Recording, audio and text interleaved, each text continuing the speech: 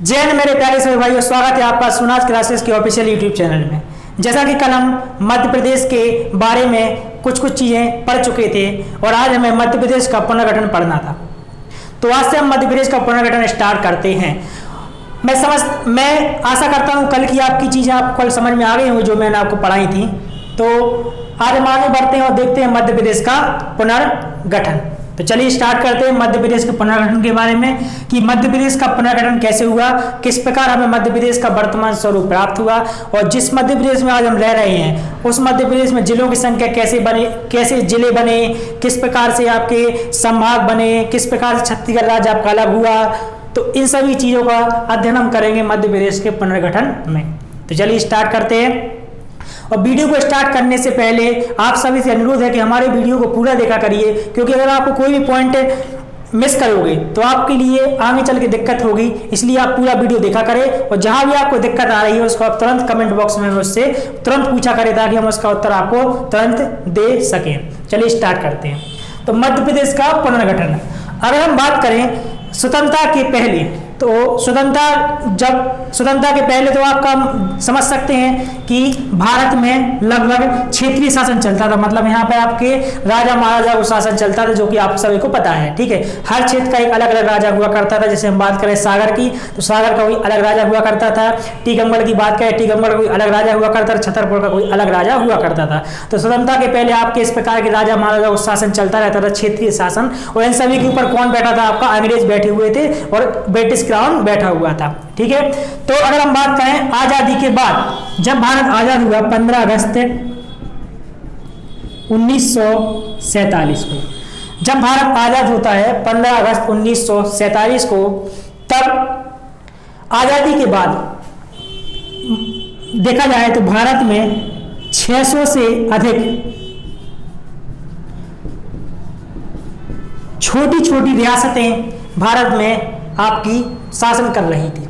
ठीक है, 600 से अधिक छोटी छोटी आपकी कौन सी शासन कर रही थी? आपकी रियासतें शासन कर रही थी। मतलब यहाँ पर क्षेत्रीय राजाओं का शासन हुआ करता था। अब क्या होता है कि इन सभी रियासतों को मिलाने के लिए एक प्रमुख नेता उभर कर आते हैं और वो होते हैं आपके सरदार वल्लभ भाई पटेल। इन्हीं सरदार वल्लभ भाई पटेल के अथक प्रयासों के कारण ही हमें आज का जो अखंड भारत प्राप्त हुआ है, या हम बोल सकते हैं आज का जो वर्तमान भारत प्राप्त हुआ है, वो इन्हीं के प्रयासों की वजह से हमें प्राप्त हुआ है। तो इनने जाकर सभी क्षेत्रीय राजाओं से बात की और कहा कि आप भारत में शामिल हो जाइए ताकि हम सभी एक देश के रूप में, एक इकाई के रूप में काम कर सकें और अपने देश का विकास कर सकें। तो इन्होंने क्या किया? सबसे पहले जितनी भी क्षेत्रीय रियासतें थी उनको एक करके, जितनी भी क्षेत्रीय रियासतें थी उनको एक करके एक भारत का निर्माण किया, अर्थात राज्यों का निर्माण कर दिया। ठीक है, तो उन्हीं के प्रयासों से क्या होता है कि आपकी 600 से अधिक रियासतों का निर्माण को एक करके भारत बना दिया जाता है। इसी क्रम में आपका मध्य प्रदेश का निर्माण भी होता है। तो अगर हम बात करें स्वतंत्रता के बाद मध्य प्रदेश नाम से कोई भी राज्य अस्तित्व में नहीं था। ठीक है, तो आपका एक पॉइंट निकलता है कि स्वतंत्रता के पहले मध्य प्रदेश नाम से कोई भी राज्य अस्तित्व में नहीं था। ठीक है, और राज्य की 3 कैटेगरियां बनाई गई थी उस समय। तो हम क्या बोलेंगे कि राज्य की कितनी कैटेगरियां बनाई गई थी? 3 कैटेगरियां बनाई गई थी। उन 3 कैटेगरियों को इस तरह बांट दिया गया था। तो आप यहाँ पे कॉपी और पेन लेके बैठ जाइए तुरंत ही, और जो मैं आपको लिखवा था जो आप तुरंत नोट करते जाइए करें उनको। ठीक है सर, यहाँ तक दिख रहा है सही? कोई दिक्कत तो नहीं है? ठीक। पार्ट ए की बात करें तो इनने राज्यों की 3 कैटेगरियां बनाई थी, पार्ट ए, पार्ट बी और पार्ट सी। सर छोटा तो नहीं दिख रहा है? बड़ा है कि नहीं? छोटा तो नहीं दिख रहा कि थोड़ा बड़ा साइज करें? बड़ा साइज कर दें। तो देखिए पार्ट ए, पार्ट बी और पार्ट सी, इन 3 श्रेणियों में राज्य को, मध्य प्रदेश राज्य को बांट दिया गया था स्वतंत्रता के बाद। तो अभी मध्य प्रदेश का गठन नहीं हुआ है। मध्य प्रदेश का गठन होता है 1 नवंबर 1956 को। 1956 के पहले राज्य की 3 कैटेगरियां थी, पार्ट ए, पार्ट बी और पार्ट सी। और पार्ट ए का नाम दिया गया था, वो था आपका सेंट्रल प्रोविंस और बरार। ठीक है, यह आपका पार्ट ए का नाम दिया गया सेंट्रल प्रोविंस और बरार। अगर हम पार्ट बी की बात करें तो पार्ट बी का नाम दिया गया था मध्य भारत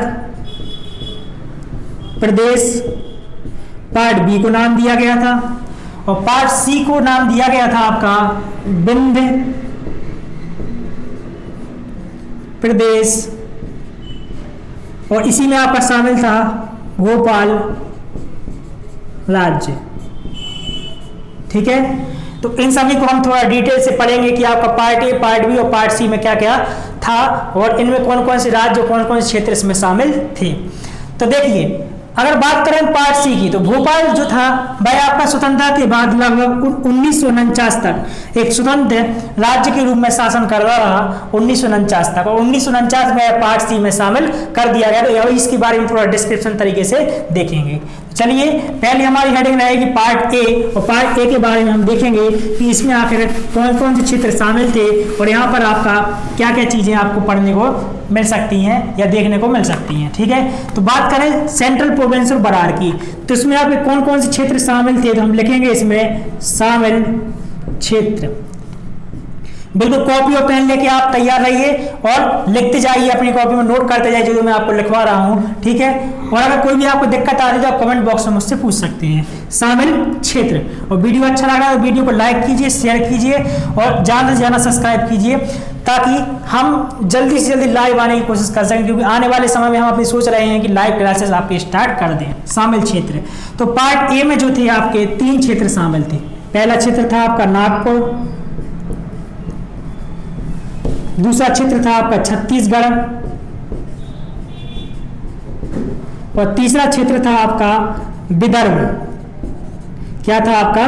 विदर्भ। अब विदर्भ के बारे में बात करें तो जो विदर्भ था यह महाराष्ट्र के, जो महाराष्ट्र था, महाराष्ट्र प्रांत के 11 जिलों से मिलकर बना हुआ क्षेत्र था।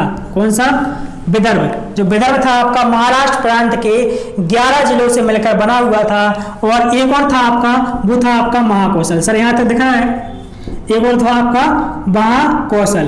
तो इतने इलाके जो थे आपके किसमें शामिल थे?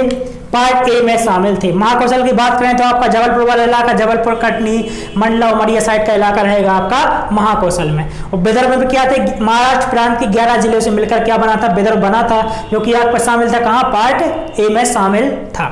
ठीक है, अब अगर हम बात करें कि इस पार्ट ए के एक मुख्यमंत्री बनाए गए थे। पार्ट ए के क्या बनाए गए थे? एक मुख्यमंत्री बनाए गए थे, और वो थे आपके पंडित रवि शंकर शुक्ल। क्या बनाए गए थे? इसके मुख्यमंत्री बनाए गए थे। अब आप लोग कंफ्यूज नहीं होइएगा, क्योंकि पंडित रविशंकर शुक्ल को पार्ट ए का मुख्यमंत्री बनाया गया था। और जब मध्य प्रदेश का गठन हो जाता है, मतलब 1 नवंबर 1956 को, उसके जस्ट बाद ही आपके पंडित रविशंकर शुक्ल को मध्य प्रदेश का मुख्यमंत्री बना दिया जाता है। और यह मात्र केवल एक महीने तक ही मुख्यमंत्री रहे थे। तो पंडित रविशंकर शुक्ल को पार्ट ए का मुख्यमंत्री भी बनाया जाता है। और इसके अलावा हम बात करें इस पूरे पार्ट ए का एक राज्यपाल भी बना था। उस राज्यपाल का नाम था ई राघवेंद्र। क्या नाम था उस राज्यपाल का? तो हम बोलेंगे ई राघवेंद्र। इस क्षेत्र का एक राज्यपाल था, वो था आपका ई राघवेंद्र। क्योंकि पार्ट ए किस रूप में काम कर रहा है? पार्ट ए जो है वो भी एक राज्य के रूप में ही काम कर रहा है। तो इतना हम इस वाले पोर्शन में हमने देख लिया। अगर हम बात करें इसकी राजधानी की, इस राज्य की क्या राजधानी रहेगी? तो इस राज्य की अपन राजधानी के बारे में देखते हैं। राजधानी, तो इस राज्य की जो राजधानी थी वो थी आपकी नागपुर। तो नागपुर को इस राज्य की राजधानी बनाया गया था। तो इतना हमें पढ़ना है आपका पार्ट ए में, जो कि आपका काफी इंपॉर्टेंट बनता है। नेक्स्ट अगर हम बात करें पार्ट बी की, किसकी बात करें? पार्ट बी की, तो हम देखते हैं पार्ट बी में हमारा कौन सा क्षेत्र आता है और पार्ट बी में हमें क्या क्या पढ़ना है। ठीक है, तो पार्ट बी देखेंगे हम। पार्ट बी की बात करें तो पार्ट बी को क्या नाम दिया गया था, तो अभी आपको हमने बताया कि पार्ट बी को मध्य भारत प्रदेश या क्षेत्र का नाम दिया गया था। ठीक है, तो पार्ट बी को क्या नाम दिया गया था आपका, मध्य भारत प्रदेश नाम दिया गया था। और अगर हम बात करें कि इसका गठन कब हुआ था, तो इसका गठन जो था, इस राज्य का गठन जो था वो कब हुआ था, तो वो हुआ था आपका 22 अप्रैल 1948 को इस राज्य का क्या होता है, गठन होता है। कब होता है इस राज्य का गठन, 22 अप्रैल 1948 को इस राज्य का गठन होता है। और एक फैक्ट और निकल के आता है कि इसी गठन के साथ जब इस पार्टी का गठन होता है उस समय इसमें 25 रियासतें शामिल थीं। तो जब पार्ट बी का गठन होता है, हम बात करें पार्ट बी की, जब पार्ट बी का गठन होता है तब 25 रियासतों को मिलाकर क्या बनाया गया था, पार्ट बी बनाया गया था 22 अप्रैल 1948 को। तो ये आपका पॉइंट क्लियर है। अब अगर हम इसकी राजधानी की बात करें तो इसकी राजधानी जो थी, अगर राजधानी की बात करें हम, तो इसकी 2 राजधानियां हुआ करती थी। इसकी एक राजधानी हुआ करती थी 6 माह इंदौर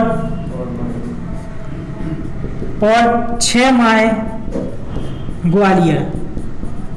ठीक है, अब ऐसा क्यों, क्योंकि 25 रियासतों को शामिल तो कर लिया गया था, लेकिन इंदौर में प्रभाव किसका था, होलकर वंश का, जो कि मध्य प्रदेश का बहुत बड़ा वंश था आपका। ऐतिहासिक रूप से देखा जाए तो मध्य प्रदेश का बहुत बड़ा वंश था आपका होलकर वंश और सिंधिया वंश। तो इंदौर में आपके होलकर को शासन था और ग्वालियर में शासन था आपका सिंधिया जी का। तो दोनों लोग चाहते थे, दोनों क्षेत्र के राजा चाहते थे कि हमारे यहाँ राजधानी बने, हमारे यहाँ राजधानी बने। तो इस विवाद के निपटारे के लिए उन्होंने एक उपाय निकाला और उस उपाय में उन्होंने क्या सोचा, उन्होंने सोचा कि हम एक काम करते हैं, 6 माह इंदौर को राजधानी बना देते हैं और 6 माह ग्वालियर को राजधानी बना देते हैं। इसलिए दोनों क्षेत्रों को 6-6 महीने शासन करने का अवसर मिल जाएगा। तो राजधानी आपकी इस तरीके से हो गई। अब अगर हम इसमें एक पॉइंट की बात करें तो इसमें एक पॉइंट निकलता है कि 1946 से 48 की अवधि में, आप नोट करते जाना, जो मैं बोलता जा रहा हूं कॉपी पे नोट करते जाना। 1946 से 48 की अवधि में यहां पर एक नवनिर्वाचित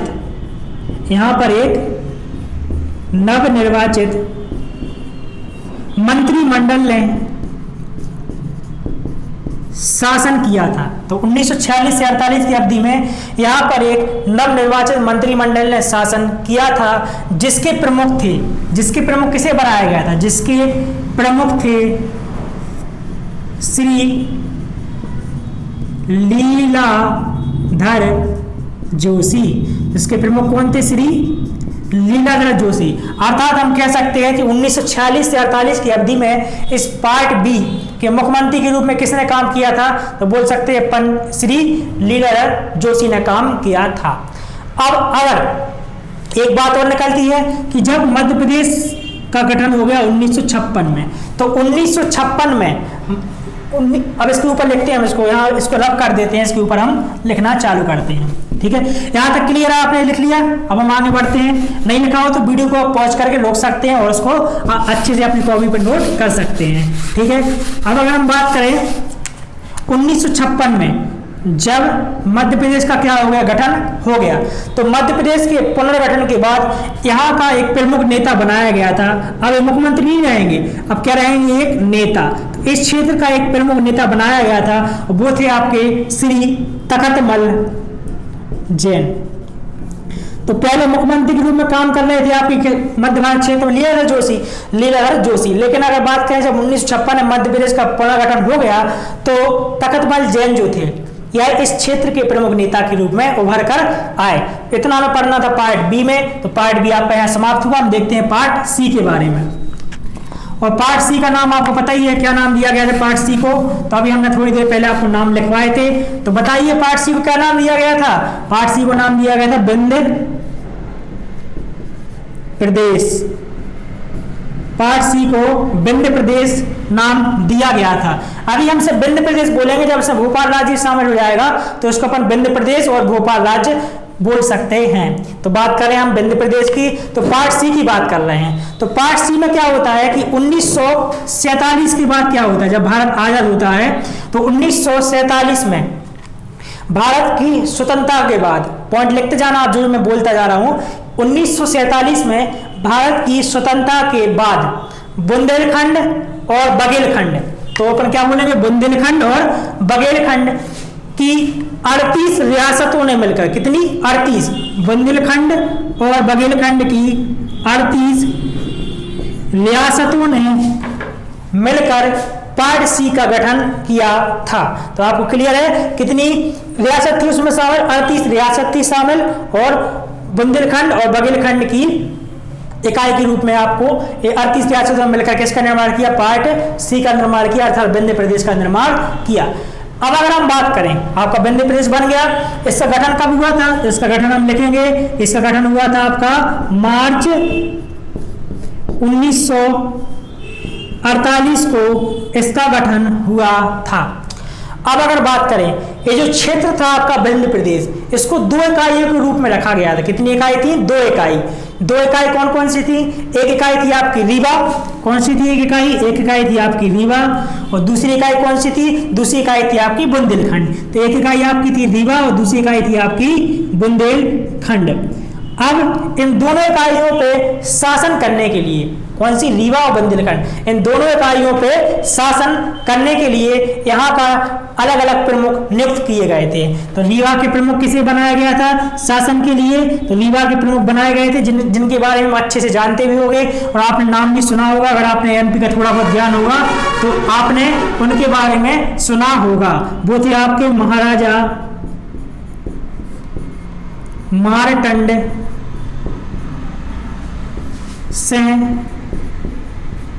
जूदेव, महाराजा मार्टन सिंह जूदेव यहाँ के कौन थे, प्रमुख थे। इसके अलावा एक और प्रमुख था यहाँ का, वो थे आपके कप्तान अवधेश प्रताप सिंह। वो भी कौन थे, यहाँ के कप्तान थे, मतलब 2 प्रमुख नेता बनाए गए थे यहाँ के, महाराजा मार्टन सिंह जूदेव और कप्तान अवधेश प्रताप सिंह। अगर हम बात करें बुंदेलखंड की, तो बुंदेलखंड के प्रमुख किसे नियुक्त किया गया था, तो बुंदेलखंड के प्रमुख थे, वो थे आपके कामता प्रसाद सक्सेना। कौन थे आपके, कामता प्रसाद सक्सेना यहाँ के प्रमुख बनाए गए थे। अगर आपको दिक्कत हो रही हो तो आप सुन सकते हैं कामता प्रसाद सक्सेना। थोड़ी राइटिंग प्रॉब्लम आ सकती है आपको, ठीक है, अगर समझ में नहीं आती तो कल से हम अच्छे से और लिखने का प्रयास करेंगे। तो प्रमुख नेता कौन थे बुंदेलखंड के, कामता प्रसाद सक्सेना। अब हम देखते हैं क्या होता है कि जुलाई 1948 एक डेट आती है आपकी, जुलाई 1948। तो जुलाई 1948 में ये दोनों सरकारें, जो आपकी रीवा की सरकार थी और बुंदेलखंड की सरकार थी, ये दोनों सरकारें आपस में क्या हो जाती है, संयुक्त हो जाती हैं, कंबाइंड हो जाती हैं। और कंबाइंड होने के बाद इस पूरे के पूरे क्षेत्र का, किसकी बात करें, विंध्य प्रदेश का, इस पूरे के पूरे क्षेत्र का प्रमुख बना दिया जाता है किसे, कप्तान अवधेश प्रताप सिंह को। और उसके पद को क्या नाम दिया जाता है, तो उसके पद को नाम दिया जाता है प्रधानमंत्री। तो इस विंध्य प्रदेश के या पार्ट सी के पहले प्रधानमंत्री कौन बनाए जाते हैं, तो उसका उत्तर रहेगा आपका अवधेश प्रताप सिंह। हमने क्या बोला कि जुलाई 1948 में ये दोनों सरकारें संयुक्त हो जाती हैं और इस क्षेत्र का एक प्रधानमंत्री बना दिया जाता है, वो होता है आपके कौन, कप्तान अवधेश प्रताप सिंह। अगर हम इस क्षेत्र की राजधानी की बात करें तो राजधानी आपको क्लियर होना चाहिए कि इस क्षेत्र की राजधानी क्या थी, तो इस क्षेत्र की राजधानी हुआ करती थी रीवा। तो इस क्षेत्र की राजधानी क्या हुआ करती थी बच्चों, रीवा हुआ करती थी। और यहाँ पे अपना पार्ट सी हुआ समाप्त। अब हम देखेंगे भोपाल राज्य के बारे में थोड़ा सा फैक्ट, ठीक है, क्योंकि भोपाल राज्य भी कब शामिल किया गया, 2 मिनट सर और भोपाल राज्य बता दें इनको, ठीक है।